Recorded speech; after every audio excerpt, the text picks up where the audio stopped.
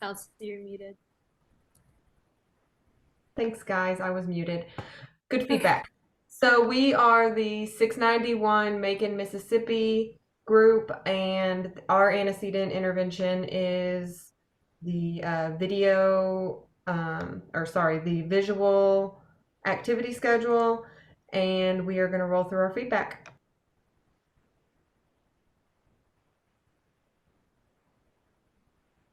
Okay, so I read over the community information, and Macon 1, which is subgroup 1, mentioned culture sensitivity training for employees to support the clients from diverse backgrounds, as well as potentially utilizing a center van to combat poverty issues of clients not having access to transportation. My one question was, how will Southern Star ABA combat the therapist to ratio strain to be able to meet the needs of the clients as well as the employees?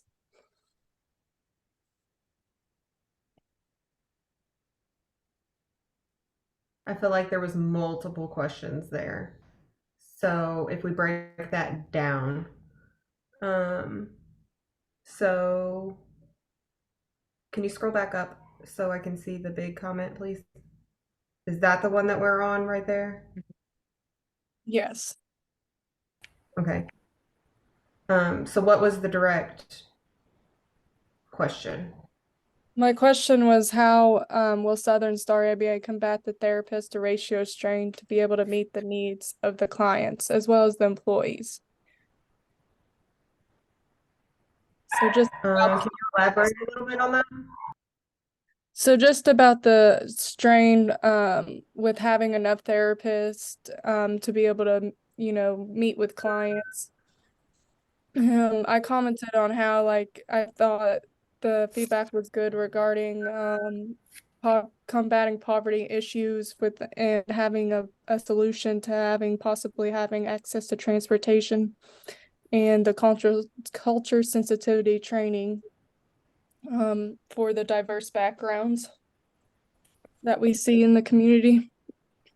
Okay, that's great. We'll meet, subgroup 1 will meet and we'll address those questions and fix it. That's good feedback. I think mine was the next comment. Yes. And then all I just wanted to know was, are you guys gonna make the facility central to Macon? Because you hear about these rural areas and people have to drive like up to an hour to get to it. So I just didn't know if you guys were planning on it being central or kind of more in the rural area of Macon. Okay.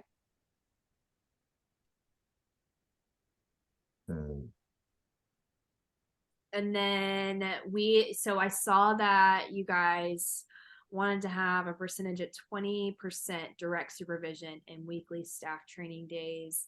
And maybe you could just put in some sort of figure about how big the staff is when you talk about BCBAs to RBTs, because if you want to have a 20% direct supervision, you just have to make sure you have enough BCBAs to be able to account for that.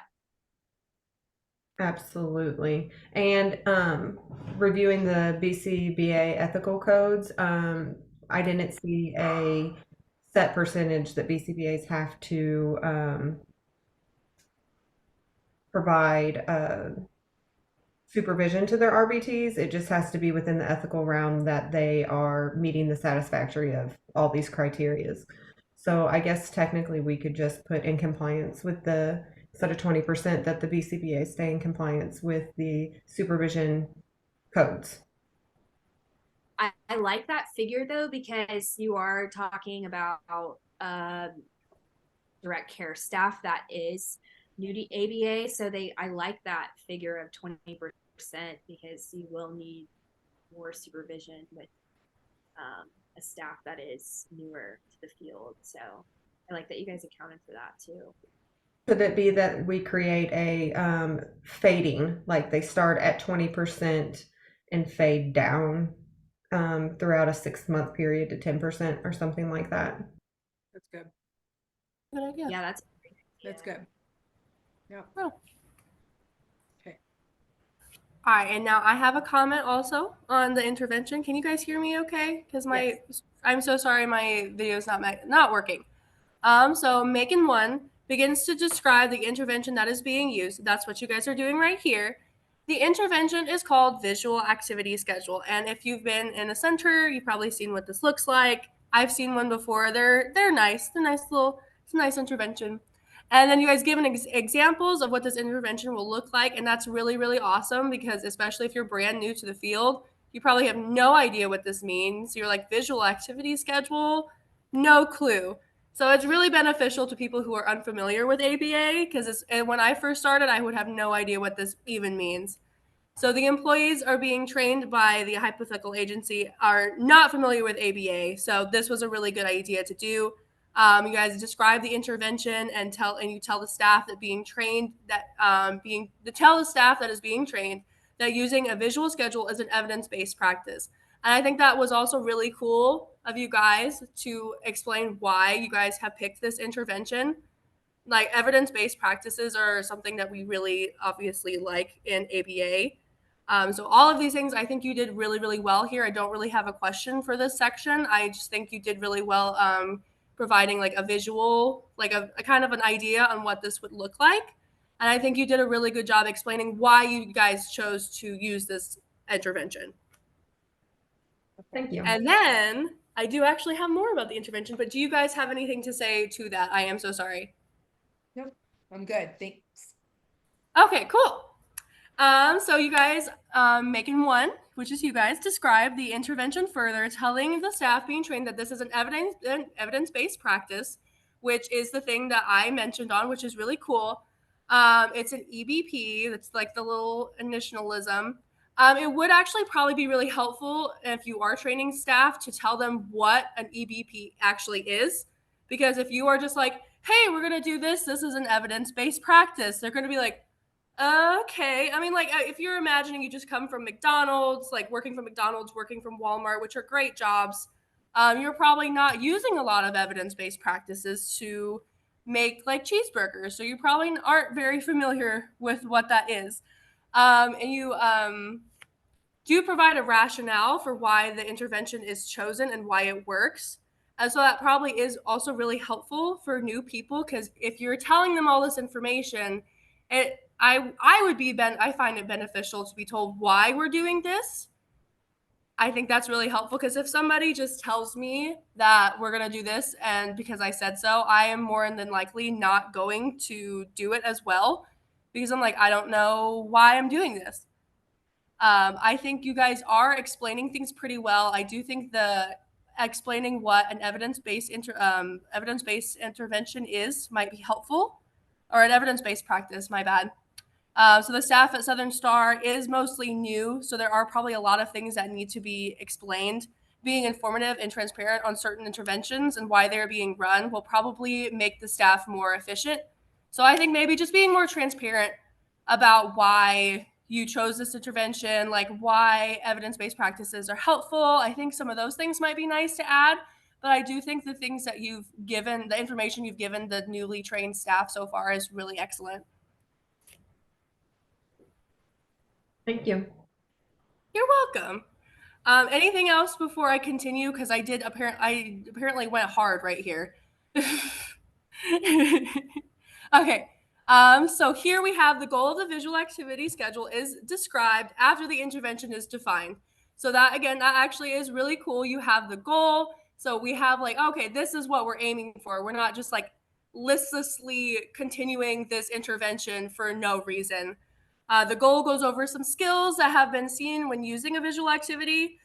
There was a term that you guys use that I think actually is incorrect, and I like cited what the correct term for that is.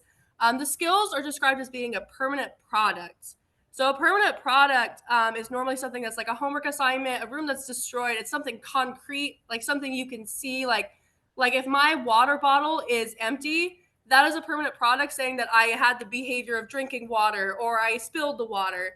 But just it doesn't show that I have the ability to like measure water. Does that make sense? Like having a skill I don't think normally is considered a permanent product just because it's not a concrete thing that you can see. that was my pretty much my main concern right there, is just because I think that term is wrong for that situation. But I will stop. You guys continue on. So the permanent product, where that was pulled from was actually Wilzinski's video, her YouTube video uh, in our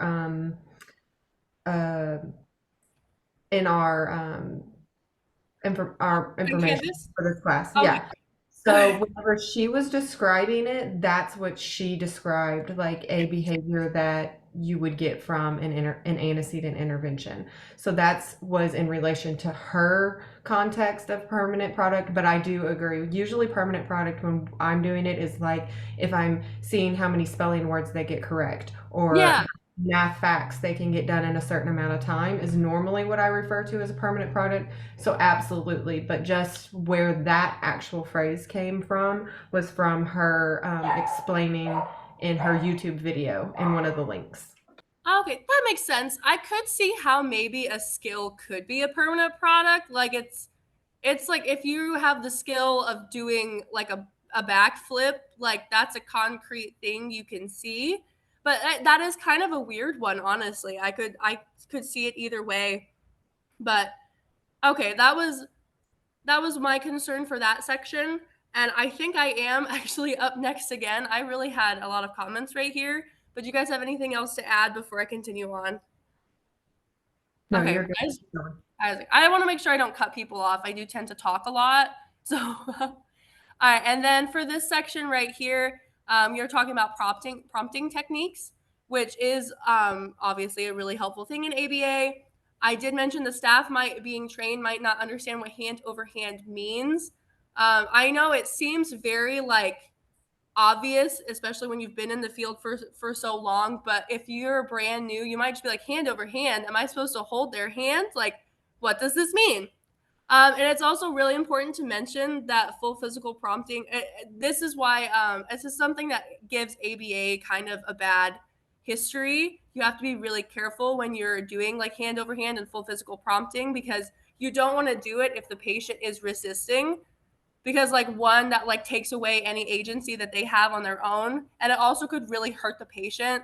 So like if they're not like touching the color red when you tell them, and you're trying to full physical prompt them, but like they're resisting, like you could actually hurt them, and that's not worth it to hurt them.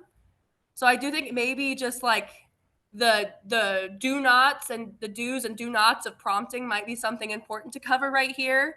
um a lot of patients, at least that I've worked with, have always been really compliant with hand over hand prompting, so it's probably not a huge problem. But I do think it is important to mention that this could hurt patients if done incorrectly.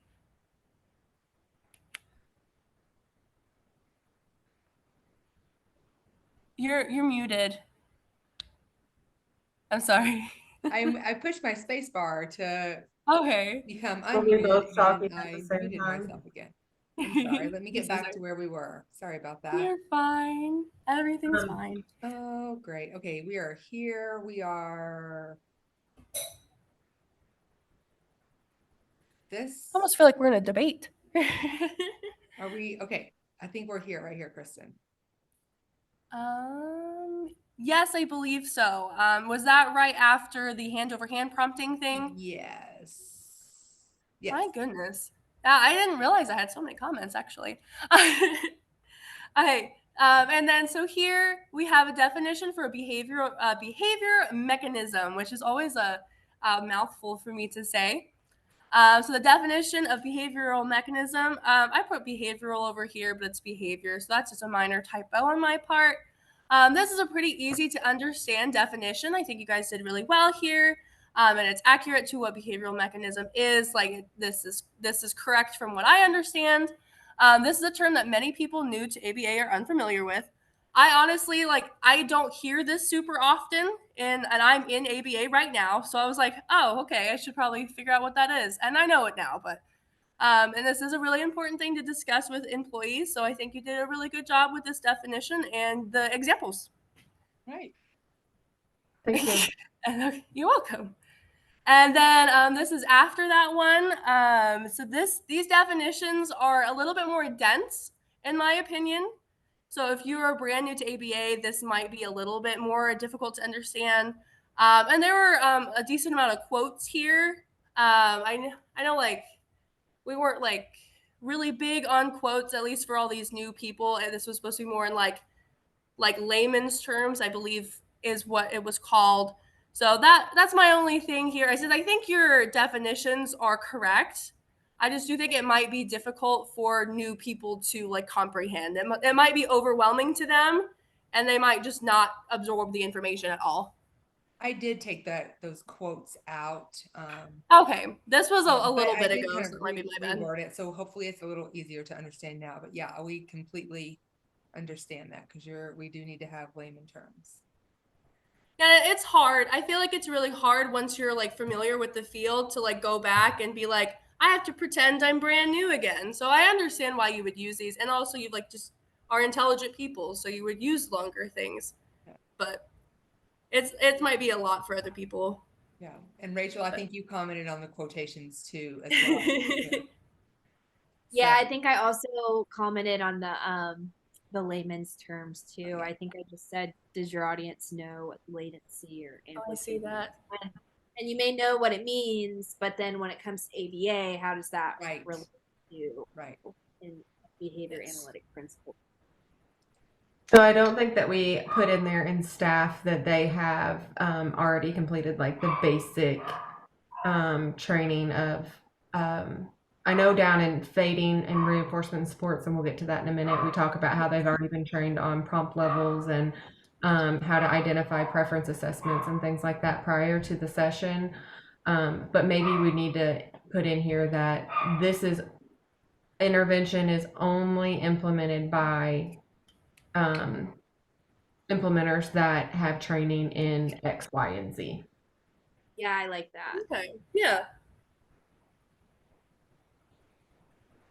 I think that's a good way to account for knowing your audience when it comes to assignment. So my next comment was just that you started talking. I was kind of maybe just analyzing this for myself, but you guys kind of started talking about how you would fade the level of support. So I think I was just putting in there that this is meeting the criteria for how you'll fade the intervention out. I think I have one more below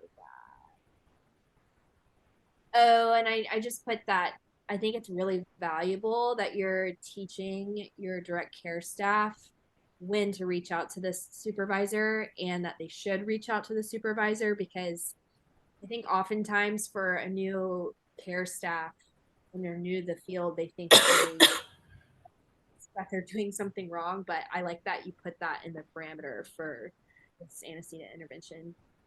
I agree. I think it's always good to reach out to your supervisor. Yeah, but if you're, if we're looking at the history of our implementers, if they work at McDonald's, when you're reaching out to your supervisor, you've done something wrong. Where That's this true. environment, when you're reaching out to your supervisor, you're doing something right. Because Yes. they using That's criteria. probably really hard for them to unlearn. That's really good that you guys put that in there. I agree. I didn't even think about that.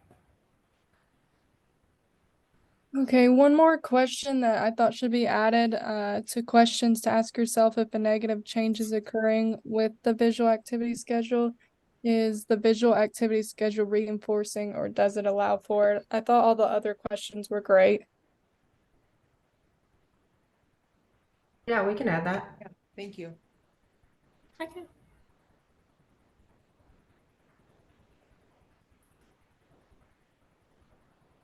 This was just a comment. I think that I just was editing and looking for Okay. grammar stuff. So, Perfect.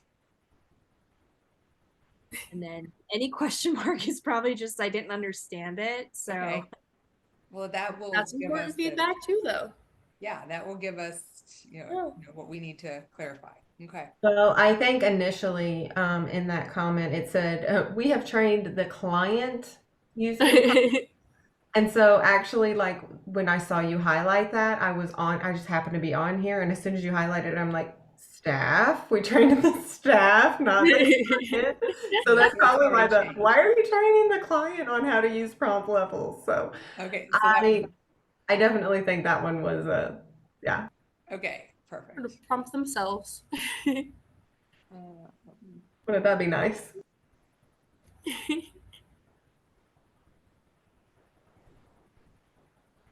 Oh, that must have been you guys were talking. Other Question, are you asking what is this? Are you asking where the flow chart is, Rachel? Gathering information, initial observations, record results. I think that gathering information.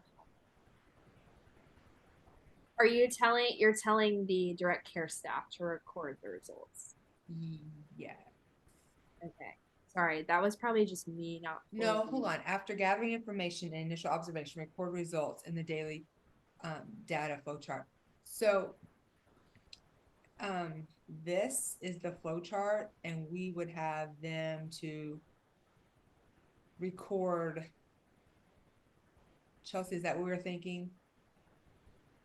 Would have them. Yeah, if you go up just a little bit to right under the header for motivating operations, the last sentence is information for the flow chart will be gathered in the beginning of each session by the individual or caregiver by the caregiver if the individual is unable to communicate the information accurately. So it's basically like a drop-off pickup form. Like we're asking the parent when was the last time they went to the bathroom, when did they eat, like to see if there's any setting events that could be impacting the MO. That's on me then. Perfect. And then, all right.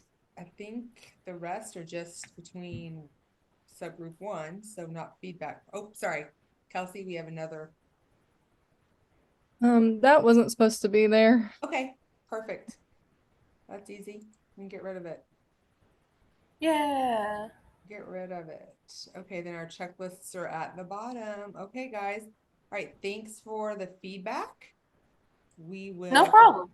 work on this and take your suggestions into consideration and be able to change those things and make it a more clear document. Okay, Yes, you guys thank you, did guys. great though. Thank you. really- I'm going to stop recording now. When we stop recording, I think it ends the whole Zoom. So bye, guys. Oh, bye. Bye.